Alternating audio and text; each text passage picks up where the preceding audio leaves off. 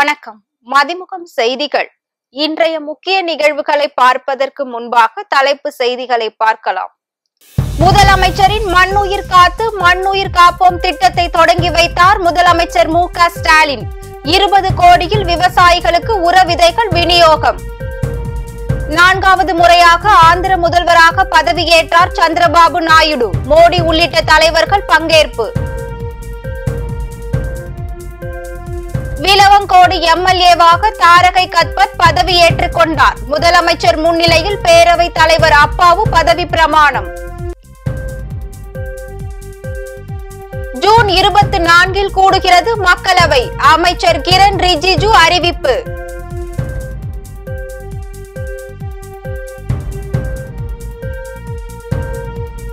மோடி பிரதமராக பதவியேற்ற 3 நாட்களில் காஷ்மீரில் 2வது தாக்குதல் சம்பவம். கத்வா மாவட்டத்தில் ஊருக்குள் புகுந்து துப்பாக்கிச் சூடு நடத்தியதில் ஒருவர் பலி. விளவங்கோடு சட்டப்பேரவை இடைத்தேர்தல் வெற்றி பெற்று காங்கிரசின் தாரகை கத்பத் சட்டப்பேரவை உறுப்பினராக பதவியேற்றுக் கொண்டார். விளவங்கோடு சட்டப்பேரவை உறுப்பினராக இருந்த விஜயதாரணி பாஜகவிற்கு சென்ற நிலையில் தனது எம்எல்ஏ பதவியை ராஜினாமா செய்தார். இதையடுத்து காலியாக இருந்த விளவங்கோடு சட்டப்பேரவை தொகுதிக்கான இடைத்தேர்தல் மக்களவை தேர்தலுடன் நடைபெற்றது. இதில் காங்கிரஸ் சார்பில் போட்டியிட்ட தாரகை 91,054 வாக்குகள் பெற்று வெற்றி பெற்றார். கடந்த 2011ஆம் ஆண்டு முதல் இந்த தொகுதியில் காங்கிரஸ் வெற்றி பெற்று வருவது குறிப்பிடத்தக்கது. இந்நிலையில் தமிழக முதலமைச்சர் மு.க. ஸ்டாலின் முன்னிலையில் சட்டப்பேரவை தலைவர் அப்பாவு பதவி பிரமாணம் செய்து வைத்தார். இந்த நிகழ்ச்சியில் அமைச்சர்கள் கே.என். நேரு, பொன்முடி, காங்கிரஸ் தமிழக கமிட்டி தலைவர் செல்வ பெருந்தகை உள்ளிட்டோர் கலந்து கொண்டனர்.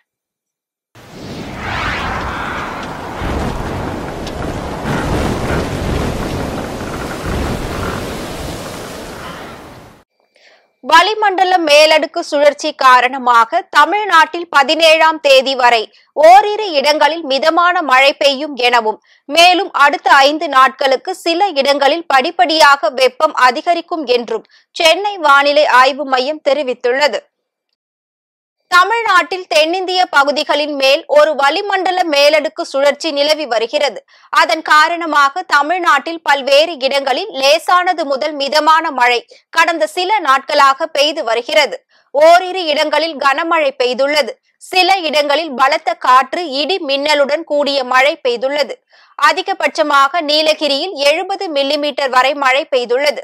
இந்நிலையில் வளிமண்டல மேலடுக்கு தொடர்ந்து நீடித்து வருவதால் 17ஆம் தேதி வரையில் ஓரிரு இடங்களில் கனமழையும் சில இடங்களில் மிதமான மழையும் பெய்ய வாய்ப்பு உள்ளதாகவும் தெரிவிக்கப்பட்டுள்ளது.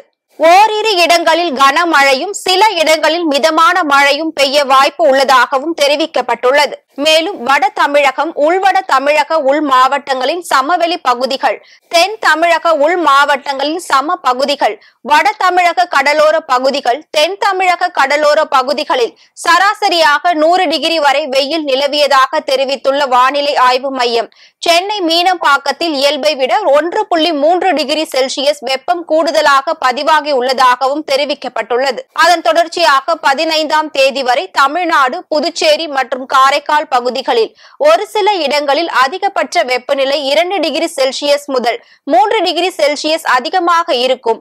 சென்னையில் பொதுவாக மேகமூட்டம் காணப்படும் என்றும் தெரிவிக்கப்பட்டுள்ளது.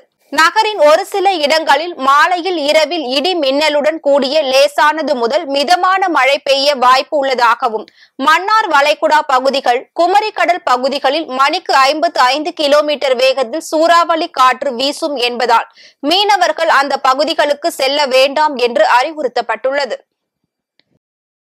ஜம்மு காஷ்மீரில் யாத்ரீகர்கள் சென்ற பேருந்து மீது பயங்கரவாதிகள் தாக்குதல் நடத்தி 9 பேரை கொன்ற சம்பவத்தின் அதிர்ச்சி அடங்குவதற்குள் மற்றொரு பயங்கரவாத தாக்குதலில் கிராமவாசி ஒருவர் கொல்லப்பட்டு இருப்பது காஷ்மீர் மக்களை அச்சத்தில் ஆழ்த்தியுள்ளது.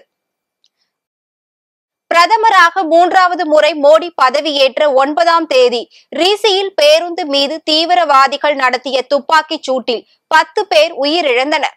ஜூன் 9ஆம் தேதி நடைபெற்ற தாக்குதலில் 10 பேர் உயிரிழந்த நிலையில் 33 பேர் படுகாயம் அடைந்தனர். இந்நிலையில் ஜம்மு காஷ்மீர் சர்வதேச எல்லையை ஒட்டியுள்ள சைடா சுகால் கிராமத்தில் வீடு ஒன்றின் மீது தீவிரவாதிகள் துப்பாக்கிச் சூடு நடத்தினர். அதனைத் தொடர்ந்து ஜம்மு காஷ்மீர் மாநிலம் தோடா மாவட்டத்தில் உள்ள ராணுவ முகாமை நோக்கி தீவிரவாதிகள் துப்பாக்கிச் சூடு நடத்தினர். தீவிரவாதிகள் நடத்திய துப்பாக்கிச் சூட்டில் பொதுமக்களில் ஒருவர் காயமடைந்தார். பாதுகாப்பு படையினர் நடத்திய துப்பாக்கிச் சூட்டில் ஒரு தீவிரவாதி சுட்டுக் கொலை செய்யப்பட்டார். ஜம்மு காஷ்மீரில் ரீசி மற்றும் கத்வாவில் ஏற்கனவே தீவிரவாதிகள் தாக்குதல் நடத்திய நிலையில் தோடாவிலும் தாக்குதல் நடத்தியுள்ளனர். இதனால் காஷ்மீரில் பதற்றமான சூழல் நிலவி வருகிறது. தொடர்ந்து பாதுகாப்பு அதிகரிக்கப்பட்டு தேர்தல் பணி தீவிரப்படுத்தப்பட்டுள்ளது. மக்களவை கூட்டம் ஜூன் 24ஆம் தேதி நடைபெறும் என நாடாளுமன்ற அலுவல் துறை அமைச்சர் கிரண் ரிஜிஜு தெரிவித்துள்ளார். மக்களவை தேர்தலில் பிரதமர் மோடி தலைமையிலான NDA கூட்டணி வெற்றி பெற்ற நிலையில் கடந்த 9ஆம் தேதி டெல்லியில் பதவியேற்பு விழா நடைபெற்றது. பிரதமர் நரேந்திர மோடிக்கு குடியரசுத் தலைவர் திரௌபதி முர்மு பதவி பிரமாணம் செய்து வைத்தார். அவருடன் சேர்த்து 71 மத்திய அமைச்சர்கள் பதவியேற்றுக் கொண்டனர். இந்நிலையில் ஜூன் 24ஆம் தேதி மக்களவை கூட்டம் நடைபெறும் என அறிவிக்கப்பட்டுள்ளது. மக்களவை கூட்டம் வரும் 24ஆம் தேதி முதல் ஜூலை 3ஆம் தேதி வரை நடைபெற உள்ளதாக நாடாளுமன்ற அலுவலர் துறை அமைச்சர் கிரண் ரிஜிஜு தெரிவித்துள்ளார். இந்த மக்களவை கூட்டத்தொடரில் புதிதாக தேர்ந்தெடுக்கப்பட்ட உறுப்பினர்களின் பதவியேற்பு நிகழ்வு, மக்களவை சபாநாயகர் தேர்தல் உள்ளிட்டவை நடைபெறும் என்று தெரிவிக்கப்பட்டுள்ளது. அதேபோல் 264வது மாநிலங்களவை கூட்டத்தொடர் ஜூன் 27ஆம் தேதி தொடங்கி ஜூலை 3ஆம் தேதி வரை நடைபெற உள்ளதாக கிரண் ரிஜிஜு எக்ஸ் தளத்தில் பதிவிட்டுள்ளார். தமிழ்நாட்டில் உள்நாட்டு விமானங்களில் ஏன் தமிழில் அறிவிப்பு வெளியிடக்கூடாது என ஒன்றிய அரசுக்கு சென்னை உயர்நீதிமன்றம் கேள்வி எழுப்பியுள்ளது. தமிழகத்தில் உள்ள கல்வெட்டுக்களை ஆவணப்படுத்தவும் தமிழ் வளர்ச்சிக்கு நிதி ஒதுக்கீடு பற்றிய விவரங்களை அளிக்க கோரியும் வெளிநாட்டு வாழ் தமிழர்களின் குறைதீர் ஆணையம் அமைக்கவும் உள்நாட்டு விமான சேவைகளில் தமிழில் அறிவிப்புகளை வெளியிட கோரியும் சென்னையில் தமிழ் பல்கலைக்கழகம் அமைக்க கோரியும் உலக தமிழ் ஆராய்ச்சி அறக்கட்டளை சார்பில் சென்னை உயர் நீதிமன்றத்தில் வழக்கு தொடரப்பட்டிருந்தது.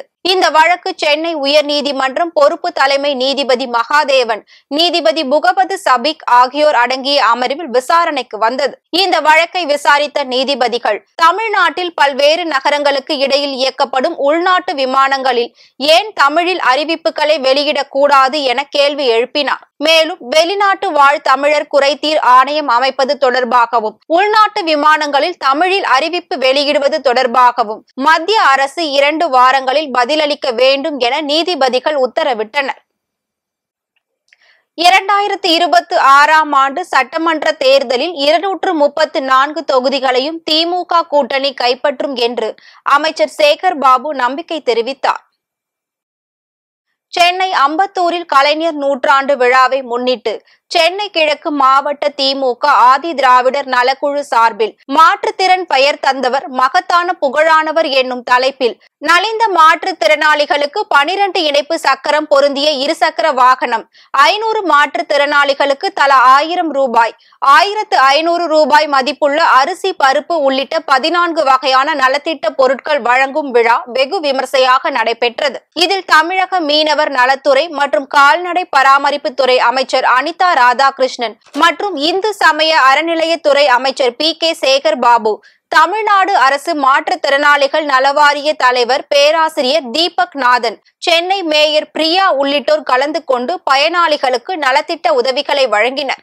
இதனைத் தொடர்ந்து செய்தியாளர்களை சந்தித்த அமைச்சர் சேகர் பாபு, இன்னும் 1/4 நூற்றாண்டு அளவிற்கு தமிழகத்தில் திமுக ஆட்சி நடைபெறும் என்றும் அந்த அளவிற்கு திமுக மக்கள் செல்வாக்கோடு திகழ்வதாக தெரிவித்தார்.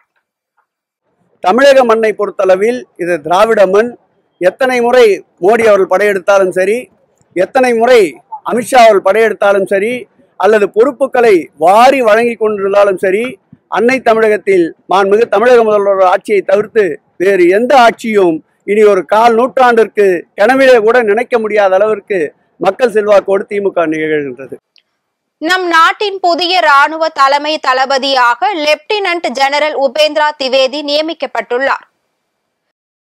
கடந்த 2022ஆம் ஆண்டு நாட்டின் ராணுவ தலைமை தளபதியாக பதவியேற்ற மனோஜ் பாண்டேயின் பதவிக்காலம் கடந்த மே 31ஆம் தேதியுடன் நிறைவடைந்த நிலையில் மக்களவை தேர்தலை ஒட்டி அவரது பதவிக்காலம் ஜூன் 30ஆம் தேதி வரை நீட்டிக்கப்பட்டது. மனோஜ் பாண்டே பதவிக்காலம் வருகிற 30ஆம் தேதியுடன் நிறைவடைய உள்ள நிலையில் இந்திய ராணுவத்தின் புதிய தலைமை தளபதியாக லெப்டினன்ட் ஜெனரல் உபேந்திரா திவேதி நியமிக்கப்பட்டுள்ளதாக ஒன்றிய அரசின் பாதுகாப்புத்துறை வட்டாரங்கள் தெரிவித்துள்ளன. தற்போது ராணுவ துணை தளபதியாக உள்ள உபேந்திரா திவேதி வருகிற 30ஆம் தேதி தலைமை தளபதியாக பொறுப்பேற்கிறார். ஆந்திர பிரதேசத்தின் முதல்வராக சந்திரபாபு நாயுடு 4வது முறையாக பதவியேற்றுக் கொண்டார். ஆளுநர் அப்துல் நசீர் பதவி பிரமாணம் செய்து வைத்தார். கண்ணாவரத்தில் நடைபெற்ற பதவியேற்பு விழாவில் சந்திரபாபு நாயுடுவை தொடர்ந்து பவன் கல்யாண், நாரா லோகேஷ் உட்பட 24 பேர் அமைச்சர்களாக பொறுப்பேற்றுக் கொண்டனர். இந்த விழாவில் பிரதமர் நரேந்திர மோடி, முன்னாள் குடியரசு துணைத் தலைவர் வெங்கையா நாயுடு, ஒன்றிய அமைச்சர்கள் அமித்ஷா, JP நட்டா, மகாராஷ்டிரா முதல்வர் ஏக்நாத் ஷிண்டே மற்றும் கூட்டணி கட்சி தலைவர்கள் பலர் கலந்து கொண்டனர். நடிகர்கள் ரஜினிகாந்த், பாலகிருஷ்ணா, சிரஞ்சீவி, ராம்சரண், முன்னாள் தெலுங்கானா ஆளுநர் தமிழிசை சவுந்தரராஜன், தமிழக முன்னாள் முதலமைச்சர் O பன்னீர்செல்வம் உள்ளிட்டோரும் நிகழ்வில் பங்கேற்றனர். தேர்தல் முடிந்துவிட்ட நிலையில் சமூக வலைதளங்களில் மக்கள் தங்களுடைய பெயர்களுக்கு பின்னால் மோடியின் குடும்பம் என்று குறிப்பிடப்பட்டிருந்ததை நீக்கிவிடலாம் என்று பிரதமர் மோடி கேட்டுக் கொண்டுள்ளார். இது தொடர்பாக தமது எக்ஸ் வலைதள பக்கத்தில் அவர் வெளியிட்டுள்ள பதிவில், தேர்தல் பிரச்சாரத்தின் போது மக்கள் பலரும் தங்கள் சமூக வலைதள பக்கங்களில் அன்பின் அடையாளமாக மோடியின் குடும்பம் என்று சேர்த்திருந்தது தமக்கு அதிக பலத்தை கொடுத்ததாக கூறியுள்ளார். தேசிய ஜனநாயக கூட்டணிக்கு தொடர்ந்து 3வது முறையாக வாக்களித்திருப்பதன் மூலம் நாம் அனைவரும் ஒரே குடும்பம் என்ற செய்தி வெளிப்படுத்தப்பட்டதற்காக மீண்டும் நன்றி தெரிவித்துள்ளதாக குறிப்பிட்டுள்ள பிரதமர் மோடி, மக்கள் தங்களுடைய சமூக ஊடக பக்கங்களில் இருந்து மோடியின் குடும்பம் என்பதை நீக்கிவிடுமாறு கேட்டுக் கொண்டுள்ளார். நீட் தேர்வில் குளறுபடிகள் தொடருவதால் தமிழகத்திற்காவது ஒன்றிய அரசு விலக்கு அளிக்க வேண்டும் எனவும், விக்கிரவாண்டி இடைத்தேர்தலில் பாமக நிலைப்பாட்டை 2 நாட்களில் நிர்வாக குழு கூடி அறிவிப்போம் என பாமக தலைவர் அன்புமணி ராமதாஸ் தெரிவித்துள்ளார். வேலூர் அடுத்த கொணவட்டம் பகுதியில் உள்ள திருமண மண்டபத்தில் நடைபெற்ற பாமக வேலூர் மாவட்ட தலைவர் இல்ல திருமணத்தில் அன்புமணி ராமதாஸ் கலந்து கொண்டு மணமக்களை வாழ்த்தினார். பின்னர் செய்தியாளர்களிடம் பேசிய அவர், விக்கிரவாண்டி இடைத்தேர்தலில் பாமகவின் நிலைப்பாடு என்ன என்பதை 2 நாட்களில் நிர்வாக குழு கூட்டத்திற்கு பிறகு தங்களுடைய முடிவை தெரிவிப்போம் என்று தெரிவித்தார். விக்கிரவாண்டி இடைத்தேர்தலில் பாமகவின் நிலைப்பாடு என்னது? அதாவது நாளை மறுநாள் பாட்டாளி மக்கள் கட்சியினுடைய நிர்வாக குழு கூடுகிறது. கூடிய பிறகு எங்களுடைய முடிவை தெரியப்படுத்தும். நீட் தேர்வில் நிறைய குளறுபடிகள் இருக்கு அப்படின்னு சொல்லி நீதிமன்றமே இன்னைக்கு ஒரு டைரக்ஷன் கொடுத்திருக்காங்க. அதை பற்றி உங்க கருத்து? நீட் தேர்வு வந்ததிலிருந்து தொடர்ந்து நாங்கள் சொல்லி வருகின்றது, நீட் தேர்வு தேவையே கிடையாது, இந்தியாவிற்கு தேவை கிடையாது. சமூக நீதிக்கு எதிரானது, கிராமப்புற மாணவர்களுக்கு எதிரானது, ஏழை மக்களுக்கு எதிரானது. பல குளறுபடிகள் எல்லாம் தொடர்ந்து வந்து கொண்டிருக்கின்றன. அதனால் நீட் தேர்வை இந்தியாவிலே ரத்து செய்ய வேண்டும், குறைந்தது தமிழகத்திலாவது ரத்து செய்ய வேண்டும். கோவையில் நேற்று செய்தியாளர் சந்திப்பு குறித்து அண்ணாமலை பேசியது சர்ச்சையான நிலையில் இன்று அவரது பத்திரிகையாளர் சந்திப்பும் ரத்து செய்யப்பட்டிருப்பது பரபரப்பை ஏற்படுத்தியுள்ளது. தமிழகத்தில் பாஜக அதிமுக கூட்டணி அமைந்திருந்தால் சாதகமான சூழல் அமைந்திருக்கும் எனவும் பாஜக ஐடி விங்கை எச்சரித்தும் தமிழிசை பேசியதும் விவாத பொருளானது. குறிப்பாக தமிழக பாஜக தலைமை சரியில்லை என சமூக வலைதளங்களில் கண்டன குரல்கள் எழத் தொடங்கியது. இந்நிலையில் நேற்று கோவை விமான நிலையத்தில் செய்தியாளர்களை சந்திக்காமல் காரில் ஏறிய அண்ணாமலை, இனி பாஜக அலுவலகத்தில் மட்டும்தான் செய்தியாளர் சந்திப்பு, என் வாழ்வில் எப்போதும் கோவை விமான நிலையத்தில் பேட்டி இல்லை எனவும், இனி கட்சியில் உள்ள அனைவரது செய்தியாளர் சந்திப்பும் அப்படித்தான் நடைபெறும் என அவர் கூறியுள்ளார். இதற்கு அண்ணாமலையின் அரசியல் நாகரிகமற்ற இந்த கருத்து திரும்ப பெற வேண்டும், தமிழிசையையும் தன்னை எதிர்த்து பேசும் நிர்வாகிகளையும் தொண்டர்களையும் ஓரங்கட்டவே செய்தியாளர் சந்திப்புக்கு முட்டுக்கட்டை போடுவதாக அரசியல் விமர்சகர்கள் கண்டனங்கள் தெரிவித்துள்ளனர். இன்று காலை நடக்கவிருந்த பாஜக மாநில தலைவர் அண்ணாமலை அவர்களின் பத்திரிகையாளர் சந்திப்பு ரத்து செய்யப்பட்டுள்ளது என்று குறிப்பிட்டுள்ளார். இது தற்போது அரசியல் வட்டாரத்தில் பேசும் பொருளாக மாறியுள்ளது. தர்மபுர ஆதீன மடாதிபதியின் ஆபாச வீடியோ வழக்கில் தேடப்படும் 2வது குற்றவாளியான செந்திலை காவல்துறையினர் கைது செய்துள்ளனர். மயிலாடுதுறை தர்மபுரம் ஆதீனம் மடாதிபதியான 27வது குருமகா சன்னிதானம் ஸ்ரீல ஸ்ரீபதி மாசிலாமணி தேசிக ஞான சம்பந்த பரமாச்சாரிய சுவாமிகள் தொடர்பான ஆபாச ஆடியோ வீடியோ இருப்பதாக கூறி பணம் கேட்டு மிரட்டிய வழக்கில் 9 பேர் மீது உட்பட பாஜகவின் மயிலாடுதுறை மாவட்ட தலைவர் அகோரம் ஆகியோரை கைது செய்து 5 பேரை சிறையில் அடைத்தனர். ஆனால் அவர்கள் 90 நாட்களில் சிறையில் இருந்து ஜாமீனில் விடுவிக்கப்பட்டனர். இந்நிலையில் இந்த வழக்கில் குற்றம் சாட்டப்பட்டு தலைமறைவாக இருந்த ஆதீனத்தின் உதவியாளர் திருவையாறு செந்தில் உத்தரப்பிரதேச மாநிலம் வாரணாசியில் இருப்பதாக மயிலாடுதுறை காவல்துறையினருக்கு ரகசிய தகவல் கிடைத்தது. தகவலின் பெயரில் செந்திலை காவல்துறையினர் நேற்று கைது செய்துள்ளனர்.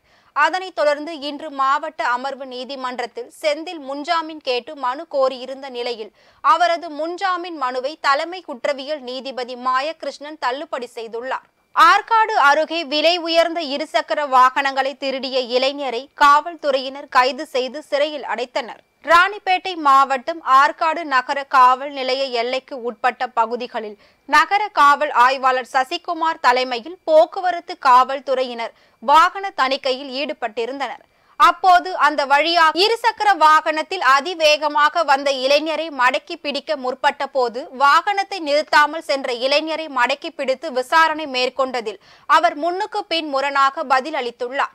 பின் அவரை காவல் நிலையத்திற்கு அழைத்து வந்து விசாரணை மேற்கொண்டதில் அந்த இளைஞர் அருள் என்பதும் அவர் மீது ஏற்கனவே இருசக்கர வாகனங்கள் திருட்டு வழக்குகள் பதிவு செய்யப்பட்டிருப்பதும் தெரிய வந்தது. மேலும் இருசக்கர வாகனத்தை திருடி பதுக்கி வைக்கப்பட்டிருந்த சுமார் 3 லட்சம் ரூபாய் மதிப்பிலான விலை உயர்ந்த 5 இருசக்கர வாகனங்களை காவல்துறையினர் பறிமுதல் செய்து அருள் மீது வழக்கு பதிவு செய்து வேலூர் மத்திய சிறையில் அடைத்தனர். கோவில்பட்டியில் சாலை பணிகளை சீரமைத்து ஆக்கிரமிக்கப்பட்ட கடைகளை அகற்ற வலியுறுத்தியும் தாலுகா அலுவலகம் முன் சமூக ஆர்வலர்கள் தர்ணா போராட்டத்தில் ஈடுபட்டனர். தூத்துக்குடி மாவட்டம் கோவில்பட்டி அருகே உள்ள ரயில்வே சுரங்க பாதையில் மழைக்காலத்தில் தண்ணீர் தேங்கி போக்குவரத்து பாதிப்பு ஏற்படுவதால் சுரங்கப்பாதை அருகே சர்வீஸ் சாலை அமைத்து தர கோரி பல்வேறு அமைப்பினர் மற்றும் அரசியல் கட்சியினர் ஆர்ப்பாட்டம் நடத்தினர். அதனைத் தொடர்ந்து சர்வீஸ் சாலை அமைக்கும் பணி தொடங்கப்பட்டு ரயில் பாதை செல்லும் இடங்களில் உள்ள நிலங்கள் கையகப்படுத்தப்பட்டது. ஆனால் மெயின் ரோட்டில் உள்ள ஆக்கிரமிப்புகள் மற்றும் முகப்பு பகுதியில் உள்ள கடைகள் கையகப்படுத்தப்படாததால் சர்வீஸ் சாலை அமைக்கும் பணி தாமதப்படுகிறது. இந்நிலையில் கோவில்பட்டி தாலுகா அலுவலகம் முன் சர்வீஸ் ரோடு ஆக்கிரமிப்புகளை வருவாய்த்துறையினர் அகற்றாததை கண்டித்தும் முகப்பு பகுதியில் கடைகளை அகற்றப்படாமல் இருப்பதை கண்டித்தும் சமூக ஆர்வலர்கள் ஜமாபந்தி அலுவலர் முன் காத்திருப்பு போராட்டத்தில் ஈடுபட்டனர். ஜமாபந்தி அலுவலர் அவர்களுடன் பேச்சுவார்த்தை நடத்தி நடவடிக்கை எடுக்கப்படும் என உறுதி அளித்ததன் பின்னரே அவர்கள் கலைந்து சென்றனர். வாணியம்பாடி அருகே மாங்காய் தோப்புகளில் மாங்காய் திருட்டில் ஈடுபட்ட இளைஞர்களை காவல்துறையினர் கைது செய்தனர். திருப்பத்தூர் வாணியம்பாடி அடுத்த காவலூர் சுற்று வட்டார பகுதிகளில் இரவு நேரங்களில் மாந்தோப்புகளில் விளைந்துள்ள மாங்காய்கள் டன் கணக்கில் திருட்டு போவதாக விவசாயிகள் மற்றும் வியாபாரிகள் தொடர்ந்து காவல் நிலையத்தில் புகார் அளித்துள்ளனர். இதுகுறித்து காவல்துறையினர் வழக்கு பதிவு செய்து மாங்காய் திருட்டில் ஈடுபட்டு வந்த மந்தாரக்குட்டை பகுதியை சேர்ந்த சிரஞ்சீவி மற்றும் அண்ணாமலை ஆகியோரை கைது செய்து விசாரணை மேற்கொண்டதில் அவர்கள் மீது ஏற்கனவே 2 வழக்குகள் நிலுவையில் இருந்த நிலையில் தற்போது திருட்டு வழக்கும் பதிவு செய்து நீதிமன்றத்தில் ஆஜர்படுத்தி சிறையில் அடைத்தனர். மயிலாடுதுறை தனியார் பள்ளியில் ஒழுக்கம் என்ற பெயரில் மாணவிகளை கொடுமைப்படுத்துவதாக குற்றம் சாட்டி பெற்றோர்கள் வாக்குவாதத்தில் ஈடுபட்ட சம்பவம் பெரும் பரபரப்பை ஏற்படுத்தியுள்ளது. மயிலாடுதுறை மாவட்டம் சின்ன நாகங்குடியை சேர்ந்த செல்வராஜ் ஜெயந்தி தம்பதியினர் மகள் பிருந்தா செயின்ட் பால்ஸ் பெண்கள் மேல்நிலை பள்ளியில் 9ஆம் வகுப்பு படித்து வருகிறார். இந்நிலையில் நேற்று மாலை மாணவிகளை வகுப்பறையை ஆசிரியை சுத்தம் செய்ய சொன்னதாக சொல்லப்படுகிறது. மற்ற மாணவிகள் சுத்தம் செய்து கொண்டிருந்த போது பிருந்தா மட்டும் என்னால் சுத்தம் செய்ய முடியாது, நான் வீட்டிற்கு செல்ல வேண்டும் என கூறியுள்ளார். அதற்கு ஆசிரியர் கண்டித்ததாக சொல்லப்படுகிறது. இதனை மாணவி பிருந்தா பெற்றோரிடம் கூறியுள்ளார். இதில் ஆத்திரமடைந்த செல்வராஜ் இன்று காலை உறவினர்களுடன் வந்து படிக்க வரும் பிள்ளைகளை நீங்கள் எப்படி வேலை வாங்கலாம் என கூறி வாக்குவாதத்தில் ஈடுபட்டு மாணவியின் டிசியை பெற்று சென்றுள்ளார். இந்த சம்பவம் பள்ளியில் பெரும் பரபரப்பை ஏற்படுத்தியுள்ளது. செயின்ட் பால்ஸ் பெண்கள் மேல்நிலை பள்ளியில் மாணவி பிருந்தா சேர்ந்து 2 நாட்கள் ஆன நிலையில் 3ஆம் நாளே மாற்று சான்றிதழ் வாங்கி சென்றார் என்பது குறிப்பிடத்தக்கது. இன்றைய தங்கம் வெள்ளி விலை வழங்குவோர் அட்டிகா கோல்ட் கம்பெனி. சென்னையில் 22 கேரட் ஆபரண தங்கத்தின் விலை சவரனுக்கு 280 ரூபாய் அதிகரித்து 53,440 ரூபாய்க்கு விற்பனை செய்யப்படுகிறது. ஆபரண தங்கம் கிராமிற்கு 35 ரூபாய் அதிகரித்து 6,680 ரூபாய்க்கு விற்பனை செய்யப்படுகிறது. வெள்ளியின் விலையும் கிராமிற்கு 80 காசுகள் அதிகரித்து 95 ரூபாய் 80 காசுக்கு விற்பனை செய்யப்படுகிறது. இனி வரும் செய்திகள். 9 பேருடன் விமானத்தில் மாயமான மலாவி துணை அதிபர். ராணுவ விமான விபத்தில் மலாவி துணை அதிபர் சவ்லோ சிலிமா உட்பட 10 பேர் உயிரிழந்துள்ளனர். ராணுவ விமானத்தில் சென்ற மலாவி துணை அதிபர் சவ்லோ சிலிமா விபத்தில் பலியானதாக அறிவிக்கப்பட்டுள்ளது. கிழக்கு ஆப்பிரிக்க நாடான மலாவி நாட்டின் துணை அதிபர் சவ்லோ சிலிமா 9 பேருடன் ராணுவ விமானத்தில் நேற்று தலைநகர் லீலோங் வேயில் இருந்து மசூச சர்வதேச விமான நிலையத்திற்கு புறப்பட்டார். திடீரென அவர் பயணித்த விமானம் மாயமானதை தொடர்ந்து தேடுதல் பணி தீவிரமாக்கப்பட்டது. ரேடாருக்கு வெளியில் சென்ற விமானத்துடனான தொடர்பை பெற அனைத்து வகையிலும் முயற்சி மேற்கொள்ளப்பட்டது. இந்நிலையில் சிகன் காவா மலைப்பகுதியில் விமானம் நொறுங்கிய நிலையில் கண்டுபிடிக்கப்பட்டது.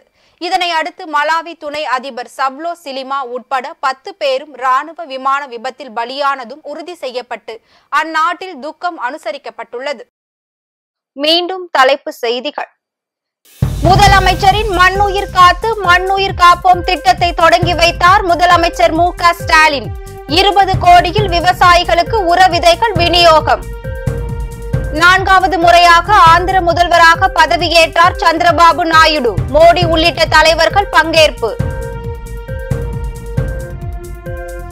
விலவங்கோடு எம்எல்ஏவாக தாரகை கத்பத் பதவியேற்றுக் கொண்டார். முதலமைச்சர் முன்னிலையில் பேரவைத் தலைவர் அப்பாவு பதவி பிரமாணம். ஜூன் 24 கூடுகிறது மக்களவை. அமைச்சர் கிரண் ரிஜிஜு அறிவிப்பு.